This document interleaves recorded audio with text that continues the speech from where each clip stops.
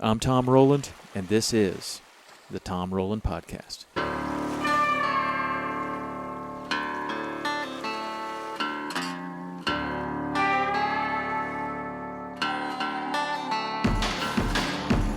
This is episode 22 of the podcast with Jason Stemple, professional photographer, who's going to give us some tips on how we can all become a better photographer right now, no matter what kind of gear you have, no matter what. Just a few things that you can do to take better pictures. I want to thank everybody for coming to the podcast today. We've been getting a ton of emails from the podcast at Saltwater Experience. I really appreciate that.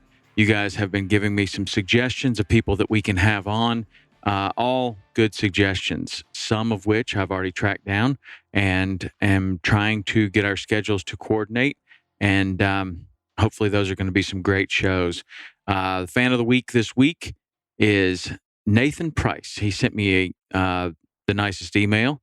Tom, my name is Nathan Price. I live in the Baltimore Chesapeake Bay region of Maryland. First off, I just want to tell you how much I enjoy the podcast and the guests you've had thus far.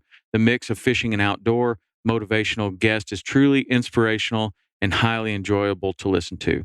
I'm 28 and I own and operate a wholesale ice cream and beverage business, typically working 14 to 16 hours a day. I find myself re-listening to your podcast throughout my workday in the office. Being from Maryland, I'd love to hear Scott Walker on the podcast at some point.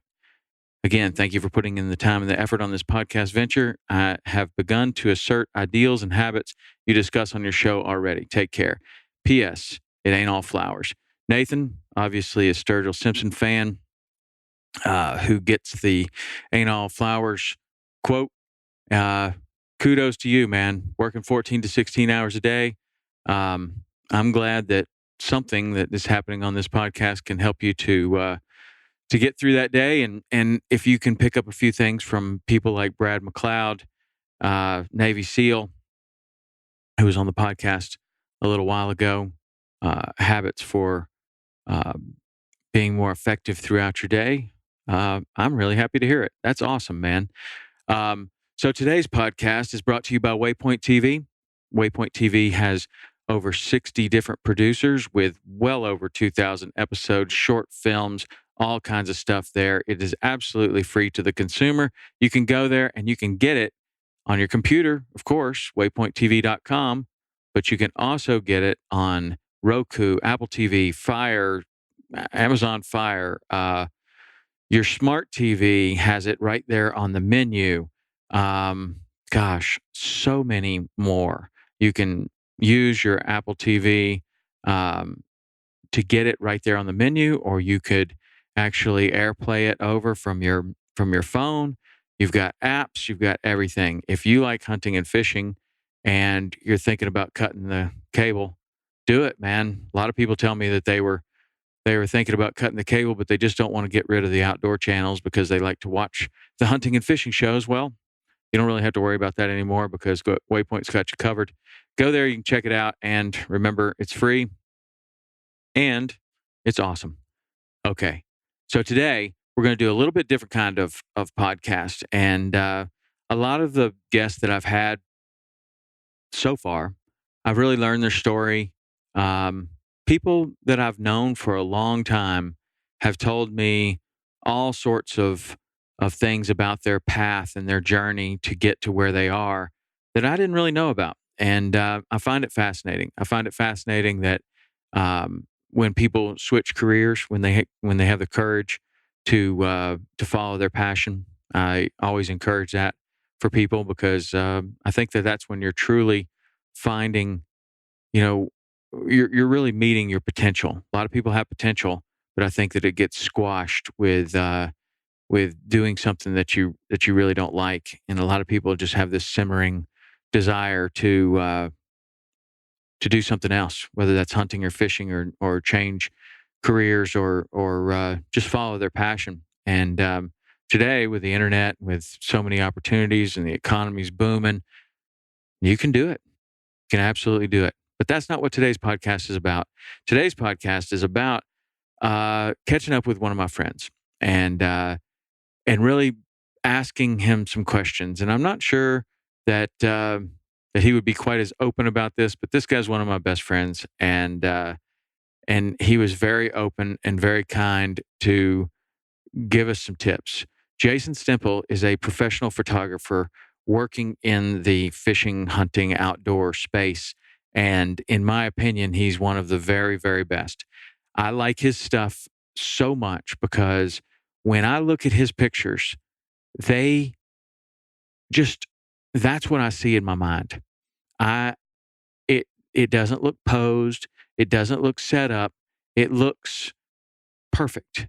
And the color, um, the action, the posture of the people that are in the photos, everything is perfectly accurate in my mind.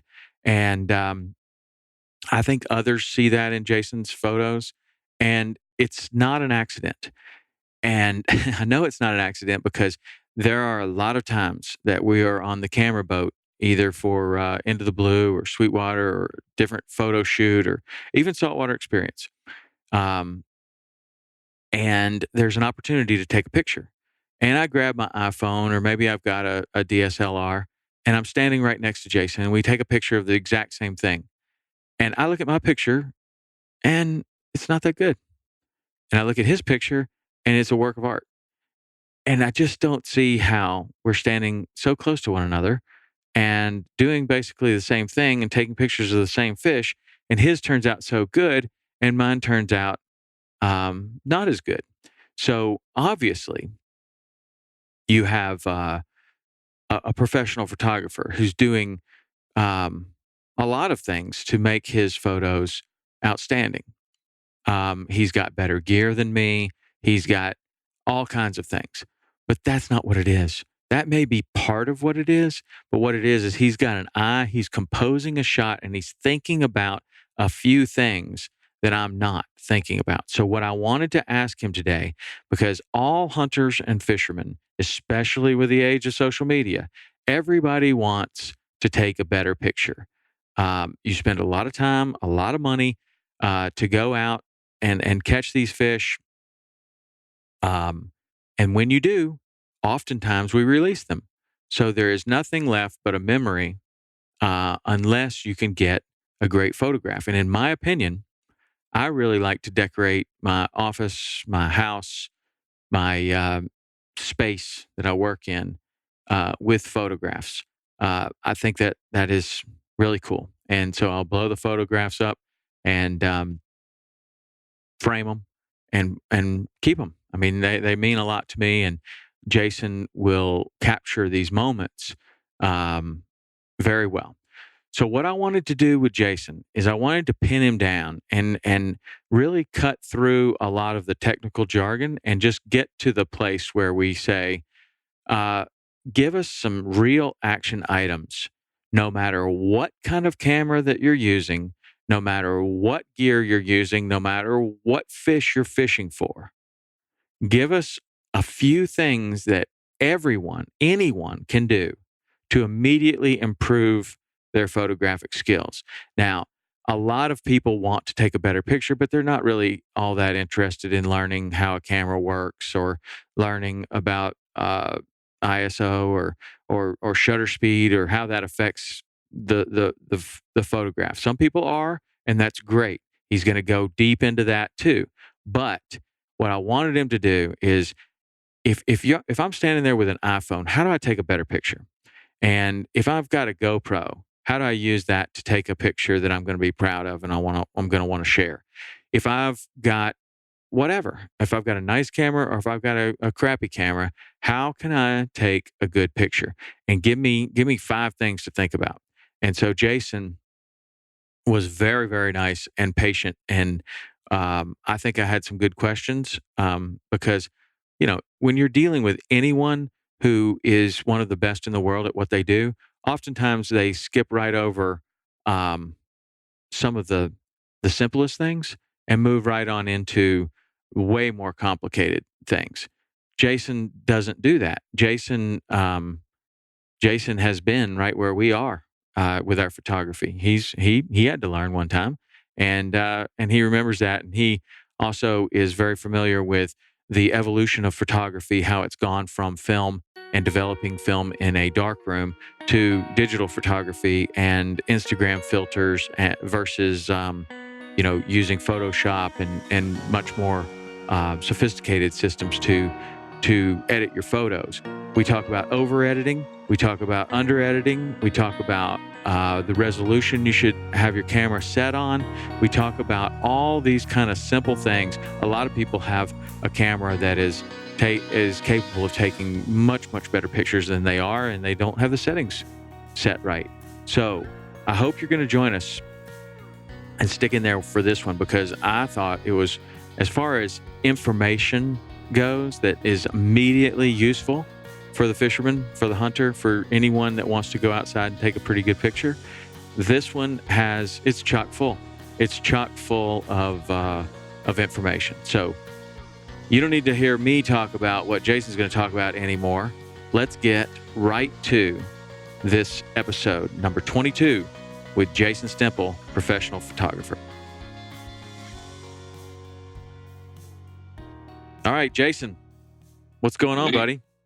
Hanging out, looking at photos on my computer, and not fishing today. Okay, well, that's a good thing, because I happen to be calling about learning how to be a better photographer, and I thought no one better than you could help us to determine a few things that everybody could do to take better pictures of the fish that they're catching, probably, and the birds and stuff that they're hunting as well.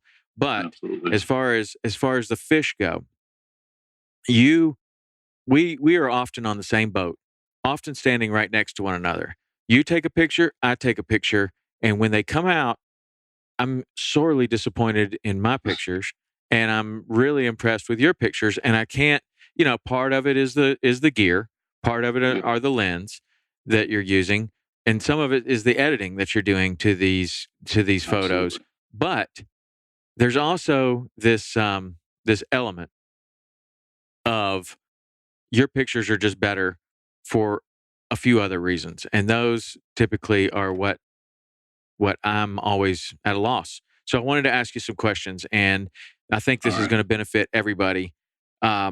So if you were just to give some tips on how someone was to improve their photography right away, like no matter what kind of camera you have, no matter what you're doing, we're all kind of doing the same thing. We're going out, we're fishing, either trout fishing, inshore, offshore, and we're spending a lot of time and a lot of money to try to catch these fish. Oftentimes we're releasing the fish. So what's left, the trophy, is the photograph.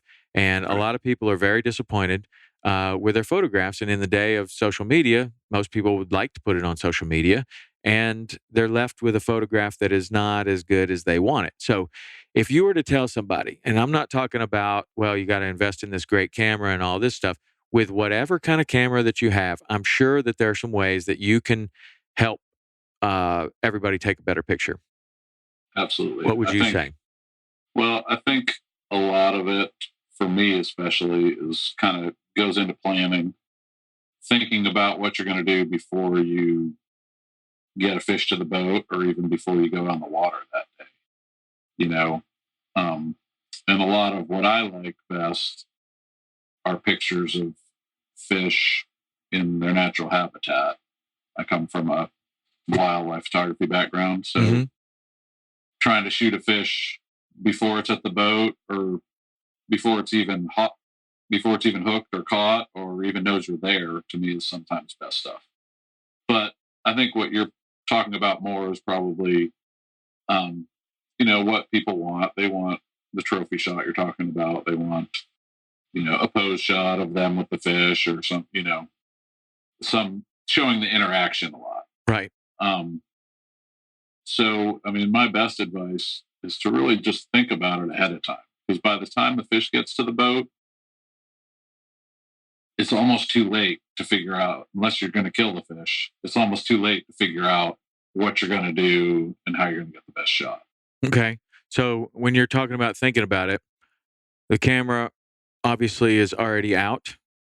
It can be out, or if, you have a good setup, it can just be ready to get out. A lot of times if you have it out, and you have a big fish, camera's going to get wet, and then you're 2 steps behind. Right. So when you're looking, tell me the things that you're looking for when you're okay. Say we're let's take bone fishing or trout fishing, both of which you're on your feet. Yep. You have complete opportunity to move around as you would like to. Right. You're not stuck in a boat. You're not. Or maybe trout fishing you are, but let's just say you're waiting. You're waiting either for trout or for bonefish, and somebody hooks a fish and you're thinking, okay, what are the first things that you're thinking about? Are you thinking about what the sun angle? Are you thinking about how you're going to have this person posed with this fish? Are you thinking about what? I would be thinking about sun angle. I mean, it's difficult because if that's my situation, I'm probably shooting through the whole fight, the trying to catch it, the catching it. But if you're, say, one of the people fishing, I would start, as you're starting to land the fish, start to think about where you want to be according to the sun. Get the sun at your back or quartered off your back. So you're not going to be casting a shadow, but you have good light on the fish. Mm-hmm. Think about your background.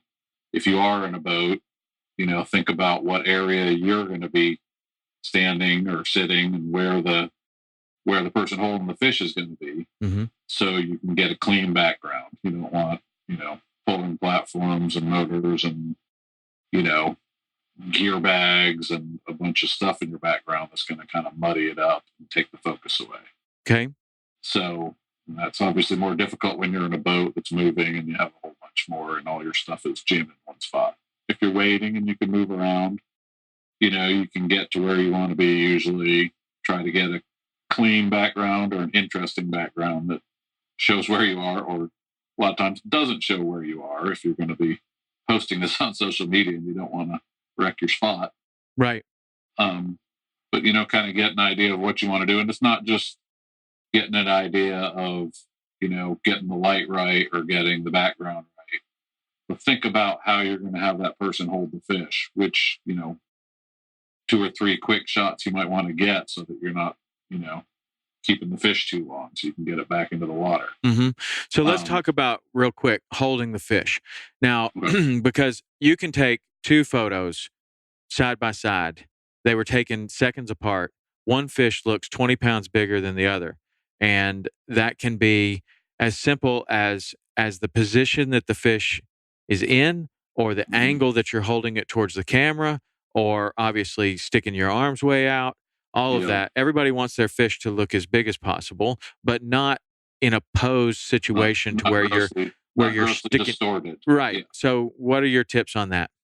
Well, there's a fine line between holding your arms way out, towards and holding the fish right in the camera, which makes everything distorted. Does make the fish look bigger, but it also makes your fingers look, giant. Yeah. So I don't think that's a real good way to go for the most part. But you can try to get your hands out away from the body. Don't tuck it up against your chest. Mm-hmm. And, but further away, that fish is certainly going to look smaller. The other thing is getting your fingers out. I mean, fish are hard to hold a lot of times, especially, all sorts of different fish are hard to hold. Get to where you're comfortable with the fish, and then try to sneak your fingers out. Try to get your hand behind the tail instead of in front of it. Don't have your fingers going all the way up in front of the fish with the big monkey grip. Right. Because that's just not going to look good, and it'll make the fish look smaller, especially if you have big hands. So that's one thing to work on. The other thing is, holding that fish out a little bit. If you hold the fish out parallel to the camera and you hold it way out, it's going to look super distorted. If you hold it out with the face out front and keep the tail back by your body, it looks more artsy, but then you still get the idea, the fish gets close to the camera and it gets bigger. Mm-hmm. So when you're doing that, and let's say somebody does want to make the fish look a little bit bigger, and they're angling the face of the fish towards the camera.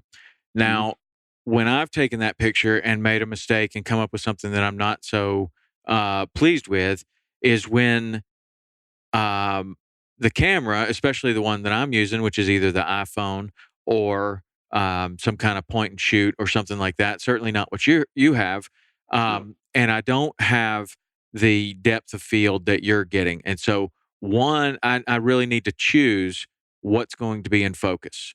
So Yes.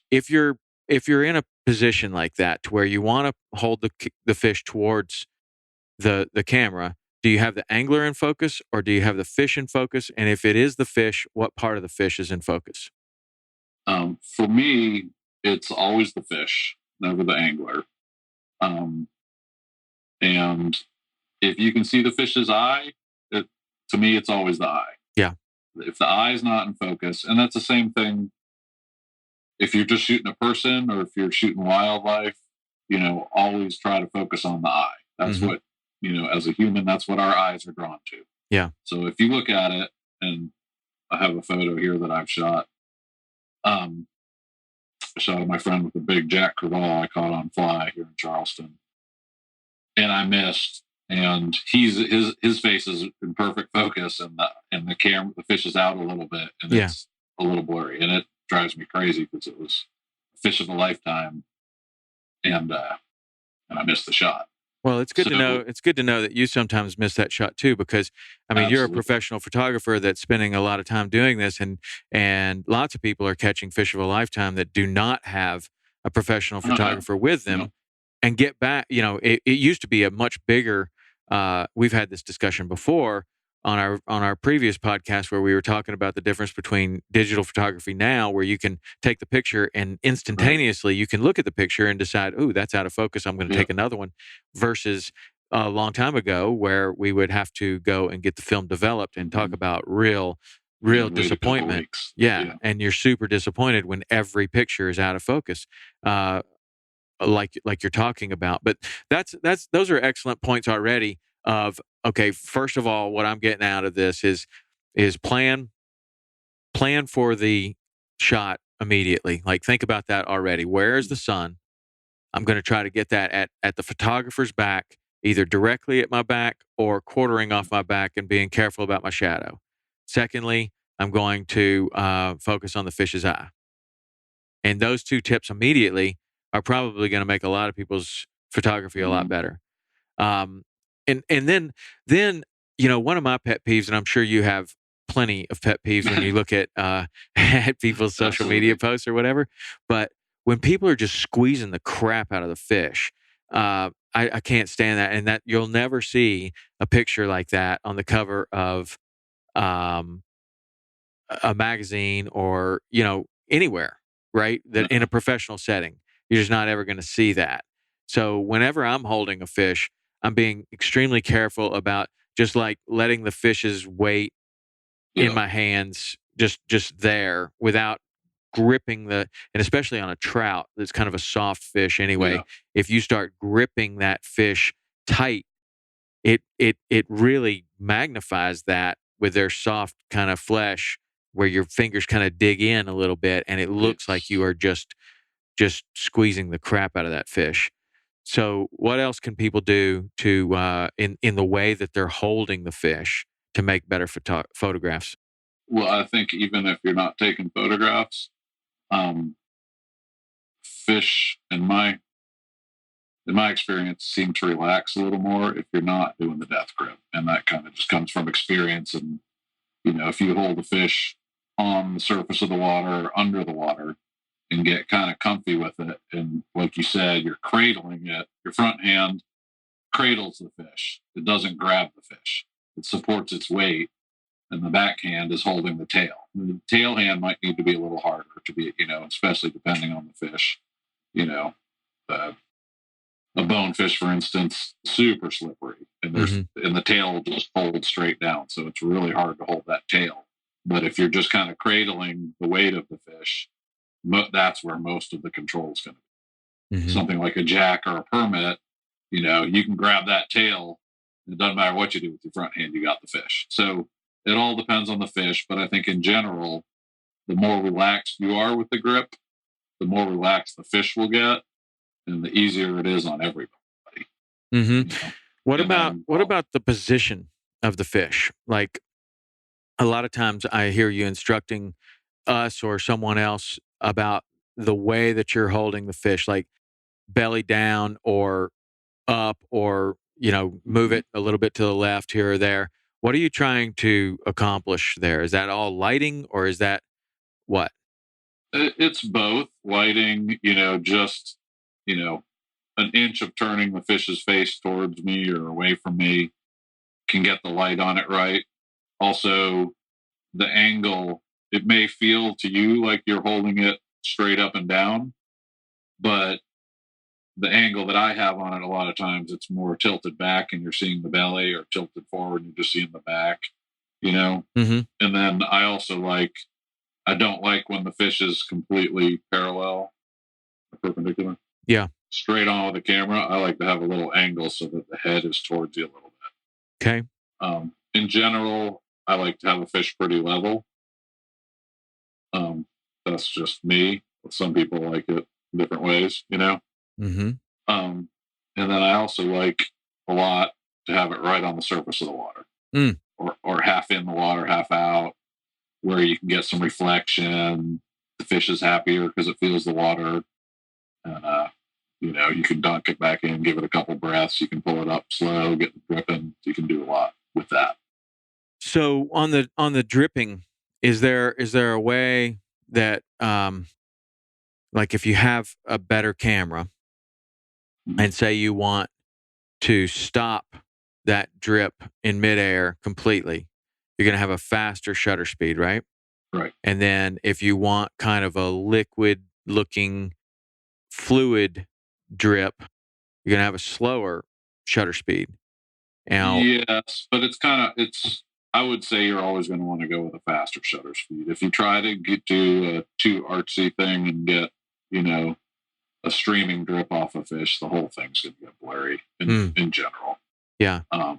You need to do a slow exposure like that and get a real drip. You need a tripod and everything to be super still, which generally is kind of not going to happen in what we're doing. And the fish has to behave super a lot, right? I mean, like if he moves while you're doing that slow shutter speed, then the eye's out of focus, everything's out of focus. Everything.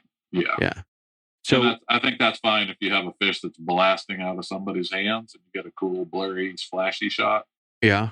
But in general, I would say try to get a faster shutter speed. Mm-hmm. And then what about when you're using that fast shutter speed? And this is going to I'm going to use my rudimentary photography knowledge, but I know that as you're using a faster shutter speed, you need more light. Yes. Right, in order to make that good. So that works very nicely for tarpon fishing in midday when we're trying to stop the fish in midair. And usually that is in super high light and right in the middle of the day. Or it could be low light, but they certainly do that. But we often are catching them in the middle of the day and giving you the opportunity to use your fastest shutter speed that you want to stop that immediately. But what about when you're trout fishing or you are tarpon fishing later in the afternoon and you're trying to get that magic light of the sunset or the sunrise? How does that affect your shutter speed? Well, it's, the darker it is, the slower your shutter speed is going to need to be. All other things being equal, you can crank up your ISO, you can get rid of the polarizer on your camera, you can use the fastest lens and go with the largest aperture. Anything you can do to get a shutter speed that's going to be fast enough to stop action. But no matter what you do, if you want to get a quality photo, once it starts to get pretty dark, you're going to have to make different choices on what photo you're going to get. You're not going to get a sharp jumping tarpon photo when it's pretty dark. It's just not going to happen. Now, is that still if the sun's not on the fish? Is that partially gear intensive? Like if you have a better camera, maybe you can stop it at lower light, and if you're using an iPhone, maybe not. Yes, the better camera you have, the better lenses you have, you'll be able to, shoot at 2.8 and a faster shutter. Which will get you a faster shutter speed. You'll get to crank up the ISO if you have a better camera and still be able to get a decent image out of it. But, in general, the other thing you can do is use a wider lens if the fish is jumping closer to the boat. Mm-hmm. If you use a wider lens, it'll take in more light than, say, if you had a 400 millimeter and you were trying to get the fish jumping way away from the boat close. Right. Okay, so as we're talking about better gear, you have a lot of people that are probably very interested in that, and then other people that are thinking, well, maybe I can buy my way into better photography. How much photography knowledge today with the automatic cameras, shooting on auto mode or whatever, can you buy your way to a better photograph? You can somewhat. I mean, you still have to be out there doing it and trying and failing and learning. But the newer DSLRs, if you do things right, you will get a better image. Mm-hmm. Because if you do things wrong, you're still going to get a crappy image, and it's not going to do you much good to spend thousands of dollars. Right. So the better image is going to come through. Say we're standing right next to one another, and we take almost exactly an identical shot. I'm using an iPhone. Mm-hmm. You're using a. How big are your cameras now? How many megapixels does one of your cameras take? 35. Okay, so a 35 megapixel camera, which that's like a billboard camera, right? Like you could blow that. You could print anything off. Okay, so you're using a 35 megapixel camera. I'm using an iPhone. You're going to get a better image off of your camera because of the resolution and other things, or mostly because of the resolution? It's the resolution, but it's also, the technology that's gone into the resolution. It's not specifically the amount of megapixels. It's the technology that goes into how they use those megapixels. And it's way beyond my knowledge, but I definitely, get a better image out of my newer cameras than I do some of my older ones. Using the same lens. That I could, using the same lens, or in better lenses make a difference too. But technique and knowing what you're doing and preparing have led to me making better pictures more so than the cameras, I would say. And I can still go back and get good images off my older cameras. But I think for me, it's more what I can do with that image on the computer after. Okay. I can work more with the images that I get out of the newer, higher megapixel cameras. All right. Now, if somebody were to want to invest in a camera and they were willing to put a little bit of time into learning about being a better photographer, I don't know if you necessarily need to go into brands, or maybe you have a go-to that you would say, this is the camera to start with, this is the rig to start with. But for me, if someone were to if you were to give me one of your old cameras with 6 lenses and 10 batteries it's just too much. Like, I won't know what to do with it. I would do better with just something a little simpler that I could quickly learn and use for a year or so. And if I really liked it, then move into a little bit better one. Do you have your go-to kind of thing that you give to younger photographers or people that are interested in starting? Well, actually, one of my daughters is interested. So I did, for me, I just hand down older stuff for her, or I let her use my good stuff. It doesn't matter that much to me. And I think all the DSLRs kind of haven't changed how they work in, 30, 40, 50 years, except they've got a little more automated. But you can still use them fully manually or partially, manually. So I think you can learn and move up that scale pretty easily. Mm-hmm. I don't claim to know a ton about the mirrorless stuff. I don't think it would work as well for what I do. Mm-hmm. But I think they are great options for some people. I don't know how the transition can work from them up to what I do. And I know that, they have issues with batteries and stuff for the kind of stuff I do. But I think they're a good choice for some people, and they're smaller, and I think they've upped their choices on lenses. For a while, they didn't have quite the options of lenses. Mm-hmm. But for me, I've been a Nikon person since I started, so I just kind of have a bunch of Nikon DSLRs and lenses that I work with. And I know you were saying like 6 lenses. I really keep 3 lenses with me at all times. Is really all I do. Just a bunch of zoom lenses all the way from 16 millimeter up to 400 millimeter, which is super wide to super telephoto, like binoculars would be. So that covers me, and I think even part of that would cover just about anybody. Yeah. Yeah. So what would be say for mostly what we're talking about, flats fishing, with the exception of trying to take pictures of tarpon way off in the distance, but just say flats fishing, trout fishing, and offshore fishing. You're in a boat with the other people.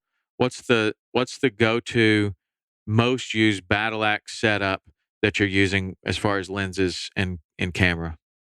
Okay, so I usually have 2 camera bodies and 3 lenses in my box. So I have one of those with either a 16 to 35 millimeter. That's a pretty wide angle zoom. Yep. And then it either has that or a 24 to 70 on it. And that can cover a lot. If I'm right up in their faces, you go with that wide angle. If it's not a very big boat, too, it's nice to have that wide angle, super wide. But the 24 to 70, you can stand back a little and get pretty close up stuff and pretty wide. If people get too close to you, it's not wide enough. So you can switch to the other lens. And then I have another camera that has my 80 to 400 on it, which if we're offshore, I can shoot details of the people on the boat. And I can turn and get jumping shots or birds or right. And that would be a little bit, that's a little bit more specialized. So what's the third lens that's sitting in the box with those 2 on your cameras? What's the third lens that's sitting in the box? Well, I have the 16 to 35 and the 24 to 70 are kind of switching back and forth. Okay. So the 16, that's borderline fisheye. I mean, a fisheye is like really 12 or 14. Yeah, if you get down to 14, it's getting pretty fisheye. The 16 is really wide, but it doesn't distort very much. I can fix the distortion in Photoshop. Okay. So the what would you say? Like I always say that let's go into flat rods. That's into your world right there. Yep. A 5 weight is the most versatile freshwater rod. A 10 weight's the most versatile saltwater rod. You can do all kinds of things. It's not perfect for any. I mean, it's perfect for a couple of things, but it's a little light for some things. It's a little heavy for others. But for the most part, if I were to own 2 fly rods, I'd own a 5 and a 10. If you're to own 1 lens and 1 camera body, or just 1 lens for all of the situations, that would replace those 3. Yeah. Now, you're a professional photographer and you don't want to replace those 3. You're operating on the edges. But for somebody that just wants 1 camera that fits in their bag, what's the 5 weight of the camera lens? Well, that's tricky. For me, it would probably be, the 24 to 70 or a 70 to 200. But because those are professional levels of lenses, but they also make, I think like an 18 to 200 zoom. Wow. So you can buy this lens. It's a cheaper lens and it's not going to give you quite the quality and it's not going to be as super fast, but they've gotten really good for what it is. So if you were just starting, you could get that lens and it would do a lot. That's really wide and a pretty good telephoto all in 1 lens. And then if you figure out there's something you want to do, you break it up and get 2 more, higher quality lenses that span the same or a little bit. Okay. Now let's talk about storage and media, because when I have these different cameras and I look at them, I mean, even all the way down to a GoPro, the menu is giving me options, and I'm like, well, do I just want to take everything at the highest resolution, or am I trying to conserve space? And for somebody that has never filled up a card, you don't really know, like, am I going to start taking pictures and then I'm out of card space? What's your suggestion for the default setting that you should be using for resolution on the camera? Well, what I would say is cards have gotten really cheap, and you're not going to keep. You're going to shoot on that card, and then you're going to download it to your computer, and then you're going to use it again the next day or the next week. So use what the camera has to offer. Make the biggest file you can. And if it shoots raw, shoot raw. But now when you friends, tell us what raw means, and then there's also a setting that says raw plus MP, MP4, what is it? JPEG, right? I'm thinking video files. Yeah. So that's what you've always told me to shoot. Like, just shoot raw plus JPEG, and then you're getting a copy of both files, right? Yes. So what I always tell my friends is shoot raw plus JPEG, and for 90% of what you're probably doing, maybe 98%, the JPEG, they'll give you different options usually on what size JPEG. Shoot the biggest JPEG you can plus raw. The JPEG will work for most of what you do, and it kind of does a little self-editing in it, and it'll save a lot of the data and be good for most of what you're doing. Mm-hmm. For me, I always shoot raw. And basically a raw file will take in all the information that is possible for the camera to take in and store it all. Okay, so when I get back to my computer, I have everything that the camera could possibly take in at that moment to work with. That's going to be too much for most people to deal with. And what you're going to get is a really flat, gray looking image. And I have options out of that I can show you. So what happens is you have a really flat, gray looking image. You take it into Photoshop, camera raw, you adjust it. You take it in Photoshop, adjust it again, do all, I might work an hour on one photo, getting it to right where I want to be, and it'll look completely different. But a lot of people definitely do not want to do that. No, and they don't need to, because the JPEG will look really good, but the raw photo will not look that good when it comes out of the camera, because it's built to hold a lot of information that you're going to discard or edit or whatever, but you might need it. So. Okay, that's great. So now we've got our camera set properly. We've got the battle axe lens on it, and we're going to go out there and we're going to take some pictures. And some, a lot of people are still just going to be perfectly fine with the iPhone, and the iPhone is doing a great job. A lot of the Android phones are getting better and better. The lenses are getting better. The megapixels, the resolution in these things are are better than what you had. Yeah, what, absolutely. 10 years ago? The new iPhone probably is taking 10 megapixel, maybe 8. I don't know. It's more than that. Maybe. I'm not real sure, but it's a big image. It's a big image, and a 10 megapixel camera 10 years ago was like that was on a shoot, right? Like that was a professional grade camera. And now you're carrying around that in your pocket. So the opportunity to just stay with an iPhone or an Android camera is fine, and a lot of people will do that. And then there are countless hundreds of millions of apps to edit these things, including the apps that are on Instagram and that are on Facebook and that are on these other photo sharing type things. Let's talk about editing for a little bit, because I see that a lot of people go way overboard on the editing. Yes. And I would like to know, in your opinion, what is it that you're trying to do with the edit on a already pretty damn good JPEG? I mean, do you need to edit it, or do people just feel like they want to edit it, or they have these Instagram filters on the bottom, and I think you're supposed to use these? What is your opinion on that? Not in professional photography, just a snapshot of somebody holding a fish that they want to send to their friend, or they want to post on Instagram, or they want to do whatever. How do they avoid over editing, and what are they looking for? Well, I mean, for me, a photo should always look realistic.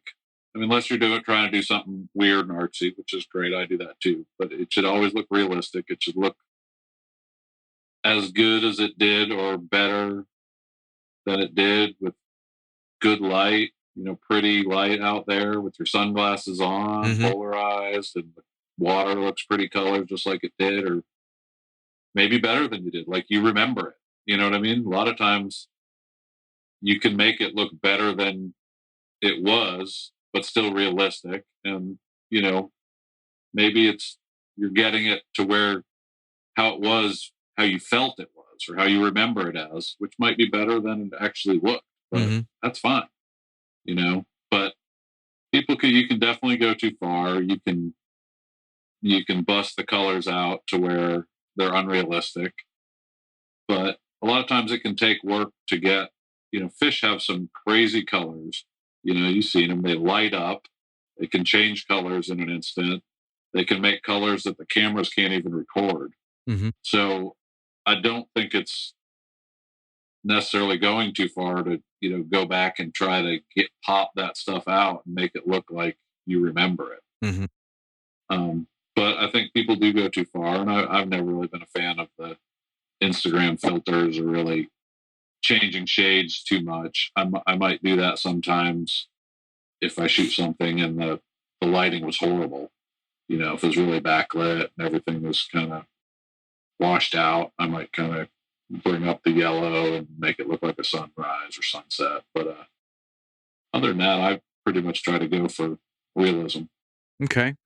All right. So less is more, is your opinion. So, yeah. Right. That's cool. Not to say that I don't do a lot when I do it, but I try to do it so it's unnoticeable. Yeah. Now, we also have, so we've talked about the iPhone. We've talked about stepping your equipment up to, professional grade cameras or prosumer type cameras. What about, let me step you back right there for a second, too, because I think the iPhones have gotten really good. And, a lot of your camera choice has to do with money, but also a lot of portability and waterproofing and stuff like that. I mean, I was just in the Bahamas 2 weeks ago, and this was a me trip. I wasn't shooting other people much, so I'd be out there waiting for bonefish, and I'm not really going to take pictures. I'm going fishing.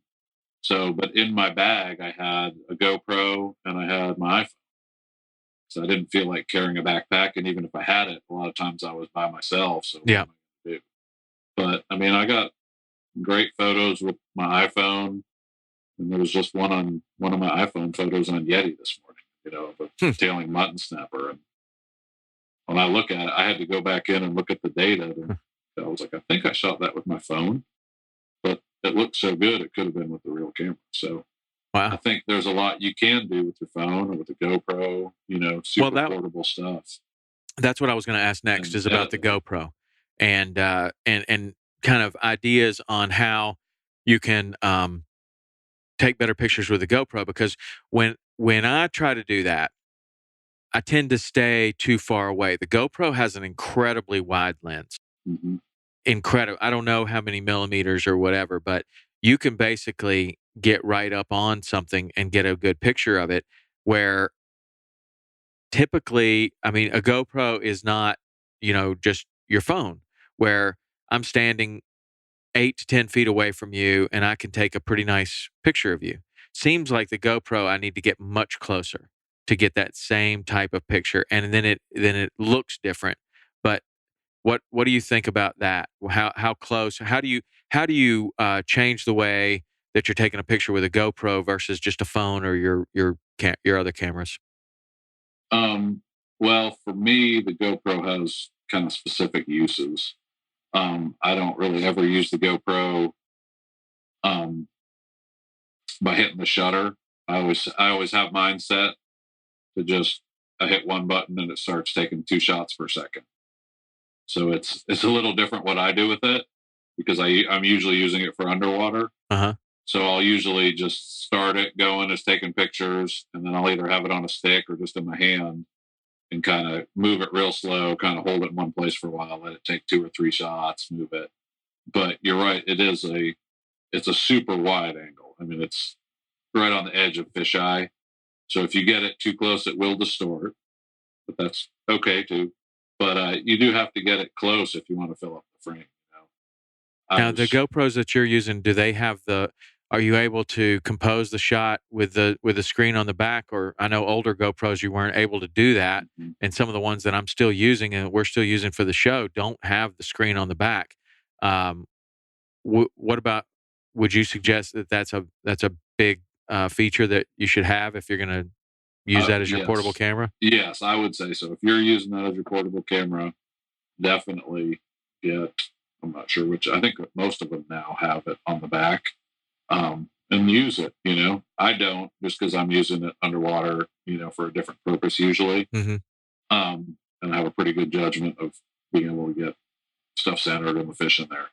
But use the back, and you just use it like a regular camera and set it so you can use the trigger. Yeah. So one of the most annoying things about going fishing with you is you've always got your selfie stick and you're trying to take selfies with your GoPro and your phone. So how much when is too much selfie stick too much?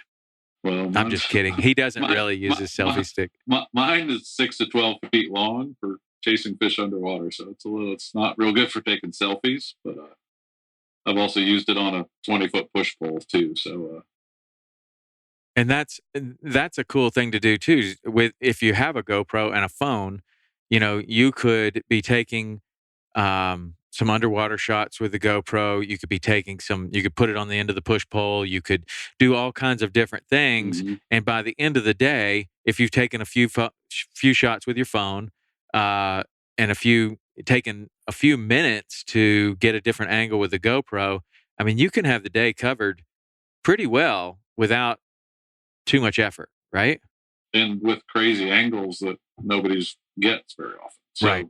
Yeah, you can definitely do a lot with that combo, Yeah. So do you think that your standard angler would benefit taking a pole for the GoPro, and if so, how long is too long, and when it becomes a pain for everybody in the boat, and how short is not even worth having? You'd have to ask the people I walk onto the boat with the 12-foot well, pole. I mean, your deal's different. I mean, you're a professional photographer, and you're also operating offshore. And the closest that the boats are getting is 15 to 20 feet apart. You've got a 12-foot painter's pole with a GoPro on the end, and you're getting a release shot. Often when somebody's holding a fish on another boat. I mean, I get what you're doing, but not everybody wants to carry a 12-foot painter's pole. So my question though is what's a good length for an extendable pole, and what is a length that, like, I've seen that they sell them in the store and they're like literally like 6 inches long, and what's the point? That's not going to do much for you. I have ones that I travel with that it's like a 2 to 4 foot extension or a 3 to 6 foot extension, which will fit in my luggage. And then I put the GoPro on that, and that'll get you, if you have a 6-foot pole, you can chase fish around pretty well with that, or you can hold it up super high and get, kind of almost aerial looking photos. And that was kind of the cheap drone. Yeah. But that works pretty well for me. And I'm sure you can get ones that are specifically made for GoPros or little monopods. But I stick mine down in the salt water all the time. So I go to Lowe's or Home Depot and get a painter's pole, like you were saying, and mount mine on there. And that costs $20. Yeah. So when it gets rusty because it's in salt water, you throw it out. Okay. So already I think that we have really gone a long way into helping somebody to take better pictures, from first figuring out where the sun is. Secondly, having a plan on what you're going to do. Third, maybe improving your gear. Fourth, learning how to use a single camera in multiple different scenarios. 5, being able to use your iPhone and Android a little bit better. 6, editing. 7, using specialty cameras like the GoPro. So I don't know that. I mean, that's a lot of information to take in for one day. But what I want to ask you is, I want to ask you what your favorite um, fish to photograph is and why. Um, Favorite fish to catch, chase, photograph, the tarpon. Um, there's not really another fish I think that does as much as they do, and the fact that they enter our world voluntarily, rolling, jumping, you know, they get to where you can see them, Yeah. And fishing wise, they're my favorite too. So that definitely plays a part in it. But just to be able to go down to the Keys and shoot rolling fish, go to the marinas and shoot, the marina pets and underwater, on top of water. And then kind of the pinnacle is to go out and, fly fish and get them jumping. A jumping tarpon is amazing. And it's one of the harder things to shoot for sure. The reward when you get them and you can see, looks like their neck's broken and there's water spraying. And every scale lights up and, changes colors, whatever's around it. And by far, they're my favorite. Okay. And then we often have this conversation when we're trying to plan the day and we're trying to plan a shoot. Tell me your favorite time of the day to shoot and why. Sunrise. I mean, it's nice when there's enough light that nothing's affected later in the day, and you don't have to think about it. You have enough light. But I always like fishing at sunrise, shooting at sunrise. You're not losing light. You're always gaining light. So I think the light's prettier for longer than it is in the afternoon. Mm-hmm. And then at the end of it, you get more. Where at the end of the day, it goes away. Yeah. And you're always going, oh, if we hook something now, I'm going to lose light before we get it to the boat. So it's always the promise of the new day always is better for me. Man, me too. Plus you get to drink coffee and I like drinking coffee. So also, what do you think the most challenging assignment or the most challenging shoot that you've had in fishing or anything else? What's the most challenging? It could be gear related, weather related, or just fishing related. I think, the into the blue shoots, offshore stuff, is always a challenge. The fish are a challenge to shoot. It's I think it's harder to catch a jumping sailfish than it is a jumping tarpon, and that might just be me because I know the inshore fish better. Mm-hmm. I know how to anticipate things better than I do. But I think just the way offshore boats move when you're trying to fish and trying not to throw up and trying to try to stay on your feet and not get beat up and not get wet. So really anything offshore is probably the most challenging. So how do you manage to look through the viewfinder most of the day and not get seasick? Because I know that I've seen some pretty well-known photographers go down. And I have also looked through either binoculars or a camera lens for a while, and I don't get seasick. But all of a sudden you start feeling, woo, that's tough. I mean, that will send you down. That I don't suggest that on an offshore boat, and I don't suggest ever going below deck to go to the bathroom or whatever. That is the recipe for getting really sick really fast. So do you have any tips on not getting seasick when you're looking through a camera lens? Well, I have to take Dramamine. So I take that you told me before, take it the night before, and then in the morning. Yeah. If there's any chance you might be susceptible to getting seasick, I'm kind of on and off. If it's not bad, I don't need to take it. But if it's really bad, which we still go out generally, always. We always go out. I'll take the pills and it helps, but it doesn't always do it. So when you're out there, don't stare through a telephoto lens for too long. Definitely be completely prepared to have everything you need on you. Because if you go down and look in your bag, it's not going to go well. Yeah. If you're in your camera box for more than a second or two, that's when it hits the switch on. Huh. So, And that's what most captains will tell you. If you start struggling with seasickness or feeling like that, just stare at the horizon. And staring at the horizon, is good. Looking in the camera box is bad. Going below decks is worse. But I also think that just staying busy, like you're absolutely. kind of you're keeping your mind active, and and you're not thinking about becoming seasick. I think when people sit there and go, I don't know if maybe I'm feeling seasick, then that's when it's absolutely happening. So if you keep your mind active, you're rigging, you're helping people do other things, seems to help not get seasick. But I don't think I've ever felt too sick on good fishing days. Yeah. It's always the day, and I'm not talking about the weather. I'm talking, even if it's super rough, if the fishing's good and there's stuff to shoot and things are happening, you're, like you said, your mind's engaged and you're doing stuff. Yeah. When the fishing's slow and you're anchored up and nothing's happening and you start to think about it, that's when it goes bad. Yeah. Well, let's talk about that Dramamine too, because for me, I don't really get seasick, but I think becoming seasick for a lot of people, me included, is mostly in your head. Mm-hmm. I think if you start thinking about it and you start thinking, Absolutely. I think I'm getting seasick, you are getting seasick. So I'm in a situation to where I'm not able to take Dramamine because it has an effect on me that renders me unconscious all day.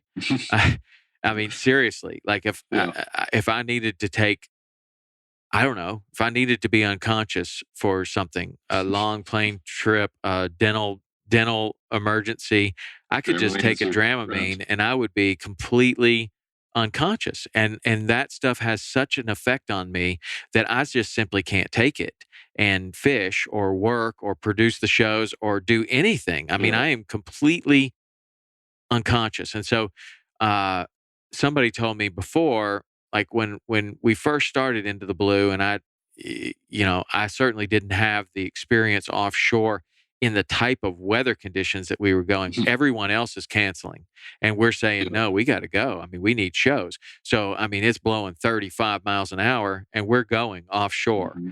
So I'm thinking, woo, I better take something. And somebody along the way told me about, if it really knocks you out, you should take one the night before and then maybe take a half that morning. Because, Dramamine's like 12 hours. So if you take it at bedtime, say you go to bed at 11 and you wake up at 6, well, you've got it has fully taken effect. So when you step on the boat, it's already in your bloodstream and you're coming off a rest.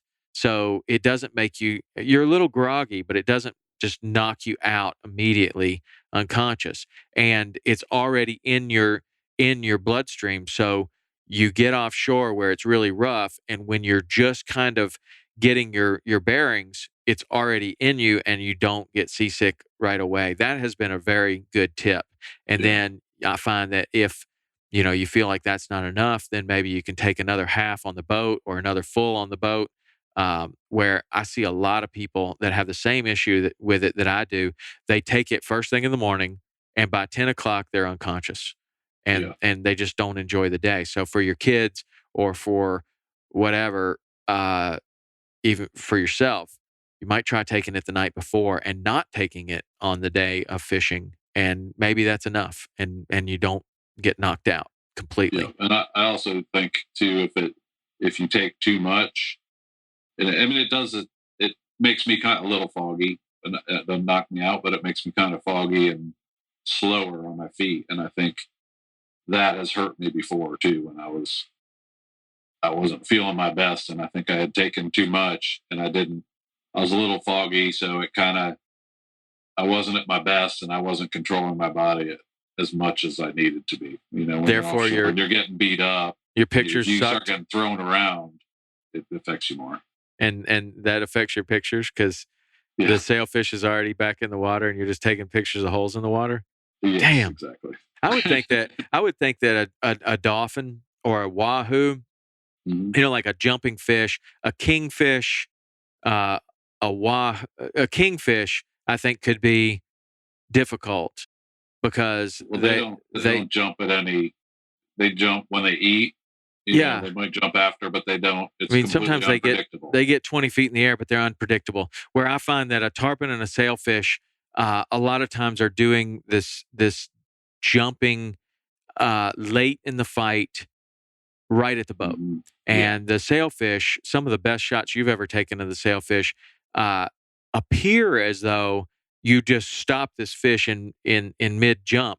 But what's really happening is they're kind of in a tail walk and they're just kind of staying Yep. on the surface, half their body out of the water, half their body in the water, and they just keep doing this for 6, 8, 10 feet along. Yeah. And the trick is maintaining that focus as the fish is moving either closer to you or further away, which can be very challenging. That's often where I end up with a photograph that I'm disappointed in because I'm thinking, how could I miss? You know, but then you Yeah. zoom it in a little bit and you look at the fish's face or his eye, Hmm. and it's out of focus, and you know you just weren't able to maintain that. The cameras now, there's some cameras that can help you with that and Yeah. to There's maintain tracking and focus tracking and stuff. right. And that's often That the helps. best pictures I've ever taken of the tarpon too, are not, you know, eat and jump. That's when they're going to jump the fastest. It's later in the fight when you're Hmm. just about to grab the fish. Maybe you've already even put your hands on it once, and then it's 6 feet from the boat, and it does 2 or 3 leaps right by the boat, and Yes. they're slower and they're more predictable, and you see the fish rising up in the water, and then all of a sudden it just, you know, goes, and it may be even doing a little bit of a tail walk, or you Mm. might see it hit 2 or 3 jumps right at the late stages of the fight, which are slower jumps and offer the photographer a better chance of getting it if you know what you're looking Yes. for. You know, if you're Well, prepared.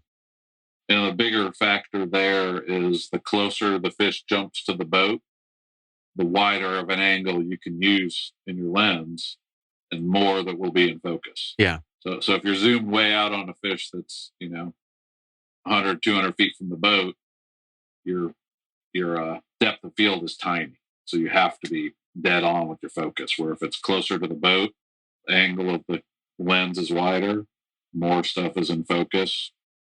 So, Cool. and a wider angle lens doesn't need as much light. So, Okay. All right. Well, that's those are all good tips, man. And I think we've pretty much gone down this whole list of things that I wanted to ask you. But mostly, I think the first few minutes of this conversation were probably some of the best tips that we had. The way that you hold the fish, the way that you're positioning yourself with the light, paying attention to the background, um, and just being generally uh, mindful of the composition of the shot. I mhm. think is going to help a lot of people take a better picture. So if you guys are out there taking better pictures, and this podcast has helped you, why don't you tag us on Instagram? You can tag Jason Stemple. What's your handle on Instagram? At Jason Stemple Photo. So at Jason Stemple Photo, tag your best photo and let Jason take a look at it. Maybe he can get back to you with some ways that it could be improved, or maybe he just says, "Man, super jealous. That is the best shot I've ever seen." Uh, but either way, tag us on Instagram. Tag me. You can tag Tom_Rowland or Saltwater Experience, and also Jason Stemple Photo. Follow him, and you can, if you're an aspiring photographer, I would strongly recommend that you follow Jason because he is putting some of his best work is right there on Instagram for you to look at, and you can look at the composition, you can look at the way that he does the light, you can really start to reverse engineer his photos to make your own photos better. Maybe you don't want to be a professional photographer. Maybe you have no desire to be a professional photographer, but everybody likes to take a good picture. And Jason's been kind enough to offer what? How long have you been a professional photographer, Jason? Oh, let's just say 20. Okay, let's say 20 years because neither one of us want to feel very old. But Jason's been at it for a long time. He's made the transition from regular film photography and darkroom type work to digital photography and editing on the computer. And he's really picked up a lot of stuff. And he, in my opinion, he's one of the best photographers out there. And so follow him on Instagram, and you can kind of reverse engineer those photos and compare some of your best work to some of his best work. And he's an open book, man. If you reach out to him, tell him you like his work, and maybe he'll help you out with some of the questions that you might have on general photography. But anyway, thanks so much, Jason. And we will do it again. If you guys like this podcast, please go and rate and review it on iTunes. And again, tag us on Instagram or wherever your social media exploits take you. And until next week, we'll see you. Thanks a lot. See you, Jason. Absolutely. Have a good one. Hey, everybody. Thank you so much for listening to the show. I hope you got something out of that. Got just a little bit of news. We have started a weekly show that is designed to be up-to-the-minute videos of what's happening this week, mostly in the Florida Keys, but also in other places that we fish as well. We'll be putting that out every week, and the best way to find that is to subscribe to the YouTube channel, YouTube/Saltwater Experience. Search Saltwater Experience on YouTube. Subscribe to that channel, and you will get updates of when a new video is published. I've also figured out how to put the podcast on YouTube, finally. A lot of people like to put that window behind other things they're working on and listen to the podcast while they are working. So we now have that for you, and there is a playlist called Podcast. There's a playlist called Weekly Show. You can go and see all the new videos that we're putting up there. Started a new email address specifically for this show, and that is podcast@saltwaterexperience.com.